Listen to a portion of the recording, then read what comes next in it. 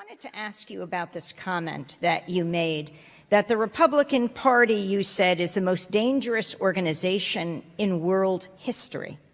Can you explain? I also said that it's an extremely outrageous statement. But the question is whether it's true. I mean, has there ever been an organization in human history that is dedicated with such commitment to the destruction of organized human life on Earth? Not that I'm aware of. Is the Republican organization, I hesitate to call it a party, committed to that? Overwhelmingly. There isn't even any question about it. Take a look at the last primary campaign. Plenty of publicity. Very little comment on the most significant fact. Every single candidate either denied that what is happening, namely serious move towards environmental catastrophe, or there were a couple of moderates, so-called, Jeb Bush, who said, maybe it's happening, we really don't know, but it doesn't matter because fracking is working fine, so we can get more fossil fuels. Then there was the guy who was called the adult in the room, John Kasich, the one person who said, yes, it's true, global warming's going on, but it doesn't matter. He's the governor of Ohio. In Ohio, we're going to go on using coal for energy, and we're not going to apologize for it. So that's 100% commitment to racing towards disaster. Then take a look at what's happened since. The November 8th was the election. There was, as most of you know, I'm sure, a very important conference underway in Morocco, Marrakesh, Morocco. Almost roughly 200 countries at the United Nations-sponsored conference, which was the goal of which was to put some specific commitments into the verbal agreements that were reached at Paris in December 2015, the preceding international conference on global warming. The Paris conference did intend to reach a verifiable treaty, but they couldn't because of the most dangerous organization in human history. The Republican Congress would not accept any commitments. So therefore the world was left with verbal promises but no commitments. Well, last November 8th, they were going to try to carry that forward.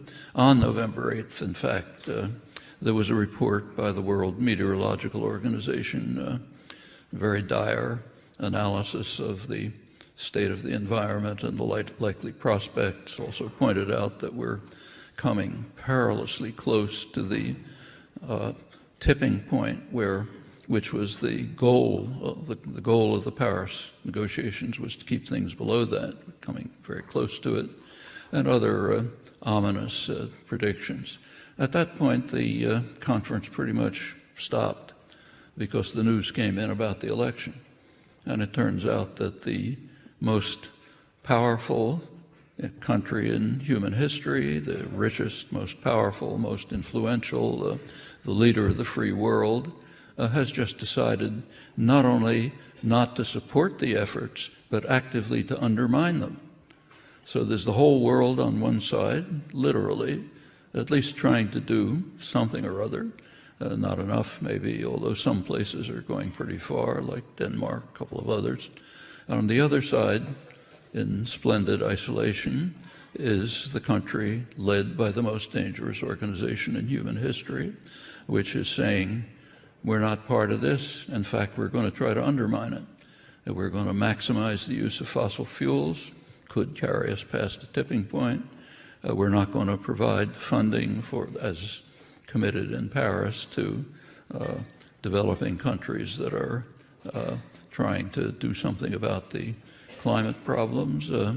We're going to dismantle regulations that retard the impact, the devastating impact of production of carbon dioxide and, in fact, other dangerous gases, methane, others. Okay, so the conference kind of pretty much came to a halt. It continued, but the question was, can we salvage something from this wreckage? And pretty amazingly, the countries of the world were looking for salvation to a different country, China. Here we have a world looking for salvation to China, of all places, when the United States is the wrecking machine that's threatening destruction, with all three branches of government in the hands of the most dangerous organization in human history. And I don't have to go through what's happened since, but in general, the cabinet appointments are designed to assign to people whose commitment and beliefs are that it's necessary to destroy everything in their department that could be of any use to human beings and wouldn't just increase profits and power. And they're doing it very systematically, one after another. EPA, Environmental Protection Agency, has been very sharply cut. Actually, the main department that's concerned with environmental issues is the Department of Energy, which also had very sharp cuts, particularly in the environment-related programs. In fact, there's even a ban on posting and publishing information and material about this. And this is not just at the national level. The Republican Party, whatever you want to call it, has been doing this at every level. So in North Carolina, a couple of years ago, where the legislature, mostly thanks to gerrymandering, is in the hands of the Republicans, there was a study, they called for a study on the effect of sea level rise, on what sea level rise might be on the North Carolina coast.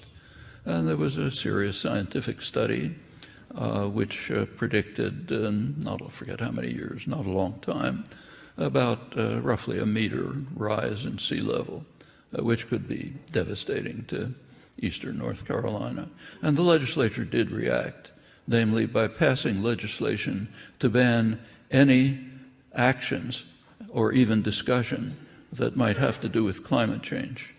Actually, the best comment of this, I wish I could quote it verbatim, was by Stephen Colbert, who said, if you have a serious problem, the way to deal with it is to legislate that it doesn't exist. Problem solved. You know, this is going on all over the country, and it's not just it's not simply climate change. That's bad enough, but there's another huge specter that we're kind of trying to survive under, and that's nuclear war. That's a whole other story. Here, both the Obama administration and increasingly Trump are radically increasing that danger.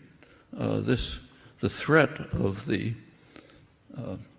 of the new developments is captured very effectively in the best simple monitor of the state of the world established at the beginning of the nuclear age by the Bulletin of Atomic Scientists. I'm sure you all know about this, but the Bulletin of Atomic Scientists regularly brings together a group of scientists, political analysts, others, very serious people, to try to give some kind of estimate of what the situation of the world is. The question is, how close are we to termination of the species? And they have a clock, the doomsday clock.